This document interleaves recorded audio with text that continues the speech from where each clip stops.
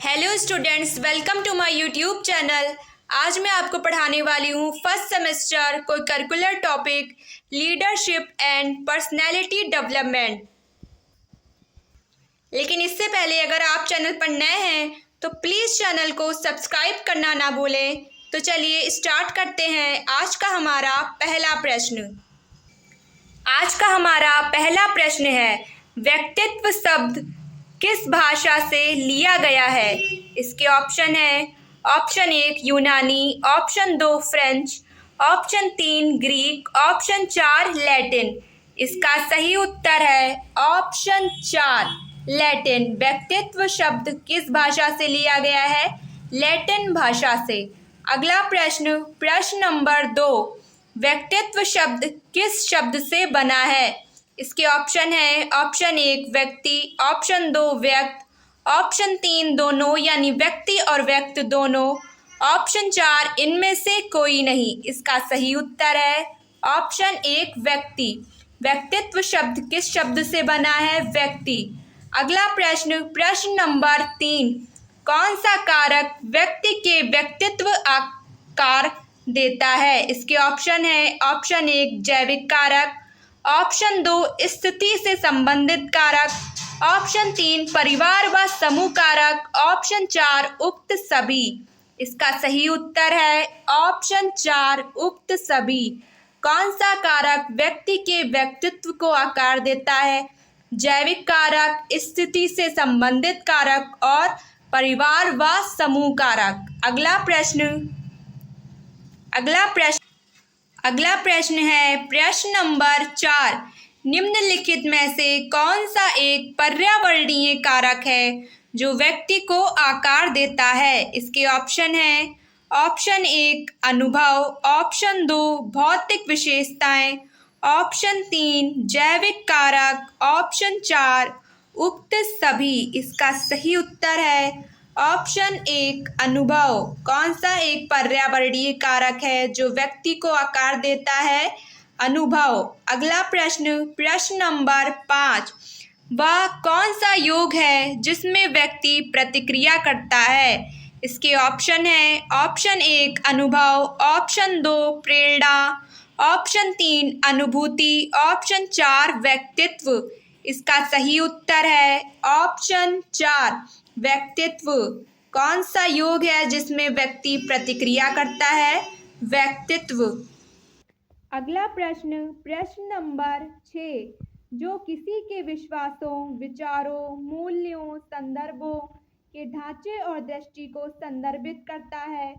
उसके ऑप्शन है, ऑप्शन 1 व्यक्तित्व, ऑप्शन 2 योजना, ऑप्शन 3 प्रेरणा, ऑप्शन 4 उक्त सभी। इसका सही उत्तर है ऑप्शन 2 योजना। जो किसी के विश्वासों, विचारों, मूल्यों, संदर्भों के ढांचे और दृष्टि को संदर्भित करता है क्या? योजना। अगला प्रश्न, प्रश्न नंबर 7, व्यक्ति के आंतरिक ड्राइव हैं जो लक्ष्य निर्धारित व्यवहार का प्रतिनिधित्व करते हैं। इसके ऑप्शन है, ऑप्शन 1 व्यक्तित्व, ऑप्शन 2 प्रेरणा, ऑप्शन 3 मकसद, ऑप्शन 4 उक्त सभी। इसका सही उत्तर है ऑप्शन 2 प्रेरणा। व्यक्ति के आंतरिक ड्राइव हैं जो लक्ष्य निर्धारित व्यवहार का प्रतिनिधित्व करते हैं क्या? प्रेरणा। अगला प्रश्न, प्रश्न नंबर 8, जिस हद तक कोई भावनात्मक रूप से प्रतिक्रिया करता है उसे कहा जाता है क्या? इसके ऑप्शन है, ऑप्शन 1 योजना, ऑप्शन 2 स्वभाव, ऑप्शन 3 वंशागति, ऑप्शन 4 उक्त सभी। इसका सही उत्तर है ऑप्शन 2 स्वभाव। जिस हद तक कोई भावात्मक रूप से प्रतिक्रिया करता है उसे क्या कहा जाता है? स्वभाव। अगला प्रश्न है, प्रश्न नंबर 9, निम्नलिखित में से कौन सा लक्षण बिग 5 ट्रेट मॉडल में नहीं है? इसके ऑप्शन है, ऑप्शन 1 सहमतता, ऑप्शन 2 भावात्मक स्थिरता, ऑप्शन 3 दोनों यानी सहमतता और भावात्मक स्थिरता दोनों, ऑप्शन 4 व्यक्तित्व। इसका सही उत्तर है ऑप्शन 3 दोनों। सहमतता और भावात्मक स्थिरता। कौन सा लक्षण बिग 5 ट्रेट मॉडल में नहीं है? सहमतता और भावात्मक स्थिरता। अगला प्रश्न, प्रश्न नंबर 10, किसी व्यक्ति की दूसरों के साथ घुलने मिलने की क्षमता है। इसके ऑप्शन है, ऑप्शन 1 सहमतता, ऑप्शन 2 भावात्मक स्थिरता, ऑप्शन 3 दोनों यानी सहमतता और भावात्मक स्थिरता दोनों, ऑप्शन 4 व्यक्तित्व। इसका सही उत्तर है ऑप्शन 1 सहमतता। किसी व्यक्ति की दूसरों के साथ घुलने मिलने की क्षमता क्या है? सहमतता। अगला प्रश्न, प्रश्न नंबर 11, जब कोई व्यक्ति मिलनसार और बाहर जाने वाला होता है तो इसे कहते हैं अंतर्मुखी, या ऑप्शन 2 बहिर्मुखी, ऑप्शन 3 दोनों अंतर्मुखी और बहिर्मुखी दोनों, ऑप्शन 4 सहमतता। इसका सही उत्तर है ऑप्शन 2 बहिर्मुखी। जब कोई व्यक्ति मिलनसार और बाहर जाने वाला होता है यानी मिलनसार स्वभाव का होता है तो उसे क्या कहते हैं? बहिर्मुखी व्यक्ति। अगला प्रश्न, प्रश्न नंबर 12, किसी व्यक्ति के विश्वासों को कठोरता और रुचि की सीमा को संदर्भित करता है। इसके ऑप्शन है, ऑप्शन 1 भावात्मक स्थिरता, ऑप्शन 2 व्यक्तित्व, ऑप्शन 3 सहमतता, ऑप्शन 4 खुलापन। इसका सही उत्तर है ऑप्शन 4 खुलापन। किसी व्यक्ति के विश्वासों को कठोरता और रुचि की सीमा को निर्धारित संदर्भित करता है क्या? खुलापन। अगला प्रश्न, प्रश्न नंबर 13, उन लक्ष्यों की संख्या को संदर्भित करता है जिस पर एक व्यक्ति अपना ध्यान केंद्रित करता है। इसके ऑप्शन है, ऑप्शन 1 कर्तव्य निष्ठा, ऑप्शन 2 भावात्मक स्थिरता, ऑप्शन 3 प्रेरणा, ऑप्शन 4 उक्त सभी। इसका सही उत्तर है ऑप्शन 1 कर्तव्य निष्ठा। उन लक्ष्यों की संख्या को संदर्भित करता है जिस पर एक व्यक्ति अपना ध्यान केंद्रित करता है क्या? कर्तव्य निष्ठा। अगला प्रश्न है प्रश्न नंबर 14, निम्नलिखित में से कौन सी नेतृत्व शैली का प्रकार नहीं है? इसके ऑप्शन है, ऑप्शन 1 निरंकुश, ऑप्शन 2 लोकतांत्रिक, ऑप्शन 3 गैर अनुरूपतावादी, ऑप्शन 4 उक्त सभी। इसका सही उत्तर है ऑप्शन 2 लोकतांत्रिक। कौन सी नेतृत्व शैली का प्रकार नहीं है? लोकतांत्रिक। अगला प्रश्न, प्रश्न नंबर 15, परिस्थितिजन्य नेतृत्व सिद्धांत किस पर आधारित है? इसके ऑप्शन है, ऑप्शन 1 नेताओं के व्यवहार, ऑप्शन 2 लीडरशिप, ऑप्शन 3 दोनों यानी नेताओं के व्यवहार और लीडरशिप दोनों, ऑप्शन 4 अनुयायियों की प्रदर्शन के लिए तत्परता। इसका सही उत्तर है ऑप्शन 4 अनुयायियों की प्रदर्शन के लिए तत्परता। परिस्थितिजन्य नेतृत्व सिद्धांत किस पर आधारित है? अनुयायियों की प्रदर्शन के लिए तत्परता। अगला प्रश्न, प्रश्न नंबर 16, निम्नलिखित में से कौन सा नेतृत्व का आकस्मिक सिद्धांत नहीं है? इसके ऑप्शन है, ऑप्शन 1 पक्ष लक्ष्य सिद्धांत, ऑप्शन 2 विशेषता सिद्धांत, ऑप्शन 3 दोनों यानी पक्ष लक्ष्य सिद्धांत और विशेषता सिद्धांत दोनों, ऑप्शन 4 उक्त में से कोई नहीं। इसका सही उत्तर है ऑप्शन 2 विशेषता सिद्धांत। कौन सा नेतृत्व का आकस्मिक सिद्धांत नहीं है? विशेषता सिद्धांत। अगला प्रश्न है प्रश्न नंबर 17, किस प्रकार के नेतृत्व की पहचान एक ऐसे नेता से होती है जो स्पष्ट लक्ष्यों और मानकों को निर्धारित करता है और अधीनस्थों पर बारीकी से नज़र रखता है और उन्हें नियंत्रित करता है? इसके ऑप्शन है, ऑप्शन 1 लोकतांत्रिक, ऑप्शन 2 नेतृत्व, ऑप्शन 3 निरंकुश, ऑप्शन 4 उक्त सभी। इसका सही उत्तर है ऑप्शन 3 निरंकुश। किस प्रकार के नेतृत्व की पहचान एक ऐसे नेता से होती है जो स्पष्ट लक्ष्यों और मानकों को निर्धारित करता है और अधीनस्थों पर बारीकी से नज़र रखता है और उन्हें नियंत्रित करता है वह कैसा नेता होता है? निरंकुश। अगला प्रश्न, प्रश्न नंबर 18। एक नेता किस प्रकार के नेतृत्व की विशेषता है जो अधीनस्थों से भागीदारी को प्रोत्साहित करता है और उनकी राय और विचारों की तलाश करता है? इसके ऑप्शन हैं, ऑप्शन 1 निरंकुश, ऑप्शन 2 लोकतांत्रिक, ऑप्शन 3 नेतृत्व, ऑप्शन 4 उक्त सभी। इसका सही उत्तर है ऑप्शन 2 लोकतांत्रिक।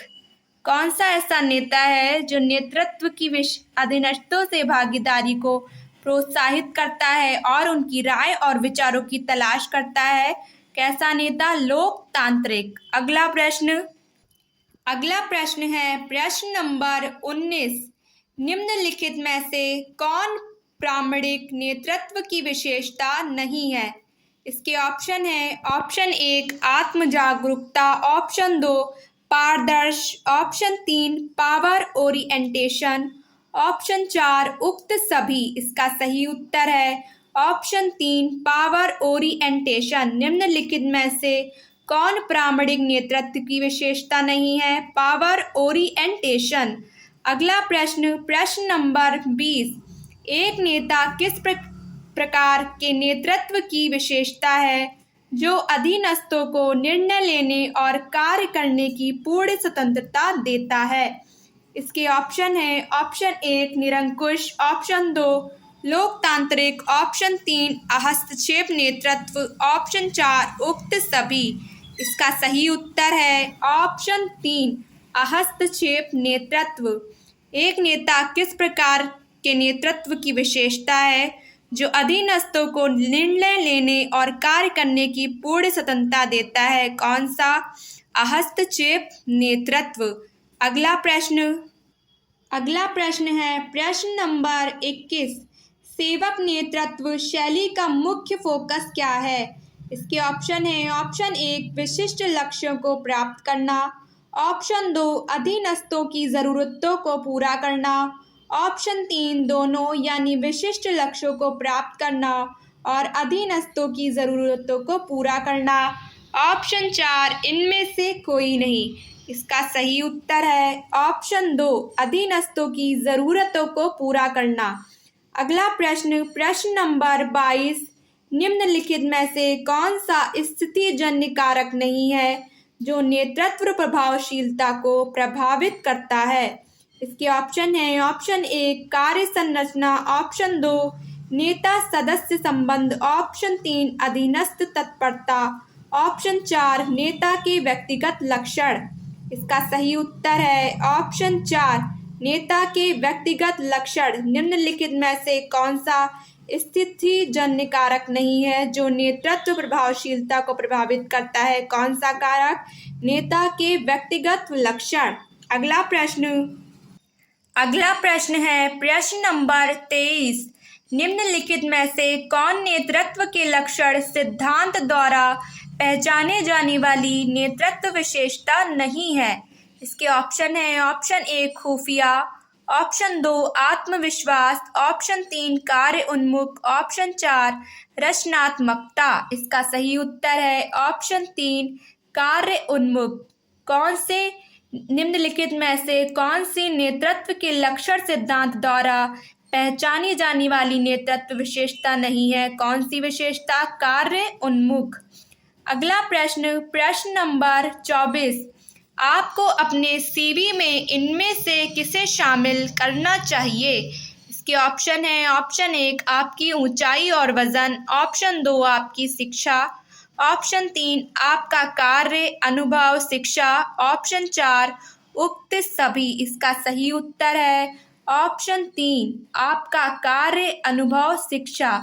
आपको अपनी सीवी में किसे शामिल करना चाहिए? आपका कार्य अनुभव और शिक्षा। अगला प्रश्न है प्रश्न नंबर 25। आपका सीवी कितना लंबा होना चाहिए? इसके ऑप्शन है, ऑप्शन 1 पृष्ठ, ऑप्शन 2 पृष्ठ, ऑप्शन 3 पृष्ठ, ऑप्शन 4 उक्त में से कोई नहीं। इसका सही उत्तर है ऑप्शन 4 उक्त में से कोई नहीं। क्योंकि सीवी की कोई निर्धारित लंबाई नहीं निर्धारित की गई है। अगला प्रश्न, प्रश्न नंबर 26, कवर लेटर का उद्देश्य क्या है? इसके ऑप्शन है, ऑप्शन 1 अतिरिक्त जानकारी प्रदान करने के लिए जो सीवी में शामिल नहीं है, ऑप्शन 2 रुचियों को प्रदर्शित करने के लिए, ऑप्शन 3 दोनों यानी अतिरिक्त जानकारी प्रदान करने के लिए जो सीवी में शामिल नहीं है और रुचियों को प्रदर्शित करने के लिए, ऑप्शन 4 इनमें से कोई नहीं। इसका सही उत्तर है ऑप्शन 1 अतिरिक्त जानकारी प्रदान करने के लिए जो सीवी में शामिल नहीं है। कवर लेटर का उद्देश्य क्या है? अतिरिक्त जानकारी प्रदान करने के लिए जो सीवी में शामिल नहीं है। अगला प्रश्न, प्रश्न नंबर 27, नौकरी के लिए इंटरव्यू के दौरान आपको इनमें से क्या नहीं करना चाहिए? इसके ऑप्शन है, ऑप्शन 1 पेशेवर पोशाक, ऑप्शन 2 रुचियों को प्रदर्शित करना, ऑप्शन 3 अपने पिछले नियोक्ता के बारे में नकारात्मक बातें करें, ऑप्शन 4 उक्त सभी। इसका सही उत्तर है ऑप्शन 3 अपने पिछले नियोक्ता के बारे में नकारात्मक बातें करना। नौकरी के लिए इंटरव्यू के दौरान आपको क्या नहीं करना चाहिए? अपने पिछले नियोक्ता के बारे में नकारात्मक बातें करना। अगला प्रश्न है प्रश्न नंबर 28, नौकरी के साक्षात्कार के दौरान इस्तेमाल की जाने वाली स्टार तकनीक क्या है? इसके ऑप्शन है, ऑप्शन 1 कंपनी के बारे में प्रश्न पूछने के लिए, ऑप्शन 2 व्यवहार संबंधी साक्षात्कार के सवालों के जवाब में, ऑप्शन 3 नेतृत्व कौशल में, ऑप्शन 4 उक्त सभी। इसका सही उत्तर है ऑप्शन 2 व्यवहार संबंधी साक्षात्कार के सवालों के जवाब में। नौकरी के साक्षात्कार के दौरान इस्तेमाल की जाने वाली स्टार तकनीक क्या है? व्यवहार संबंधी साक्षात्कार के सवालों के जवाब में। अगला प्रश्न है प्रश्न नंबर 29, नौकरी के लिए साक्षात्कार से पहले कंपनी के बारे में शोध करने का क्या उद्देश्य है? इसके ऑप्शन है, ऑप्शन 1 वेतन सीमा का पता लगाना, ऑप्शन 2 साक्षात्कार का पता लगाना, ऑप्शन 3 कंपनी के मिशन मूल्यों को समझने के लिए, ऑप्शन 4 उक्त सभी। इसका सही उत्तर है ऑप्शन 3 कंपनी के मिशन मूल्यों को समझने के लिए। नौकरी के लिए साक्षात्कार से पहले कंपनी के बारे में शोध करने का क्या उद्देश्य है? कंपनी के मिशन मूल्यों को समझने के लिए। अगला प्रश्न, प्रश्न नंबर 30, नौकरी के लिए इंटरव्यू के बाद आपको इनमें से क्या नहीं करना चाहिए? इसके ऑप्शन है, ऑप्शन 1 ध्यान रखना चाहिए, ऑप्शन 2 ईमेल भेजना चाहिए, ऑप्शन 3 फीडबैक मांगने के लिए उत्तरदाता या साक्षात्कारदाता से कई बार संपर्क करें, ऑप्शन 4 उक्त सभी। इसका सही उत्तर है ऑप्शन 3 फीडबैक मांगने के लिए उत्तरदाता या साक्षात्कारदाता से कई बार संपर्क करें। नौकरी के लिए इंटरव्यू के बाद आपको इनमें से क्या नहीं करना चाहिए? फीडबैक मांगने के लिए उत्तरदाता या साक्षात्कारदाता से कई बार संपर्क करें। तो स्टूडेंट्स, अगर आपको मेरी वीडियो अच्छी लगी तो प्लीज़ वीडियो को लाइक और चैनल को सब्सक्राइब करना ना भूलें। मिलते हैं आपसे अगली वीडियो में, तब तक के लिए गुड बाय।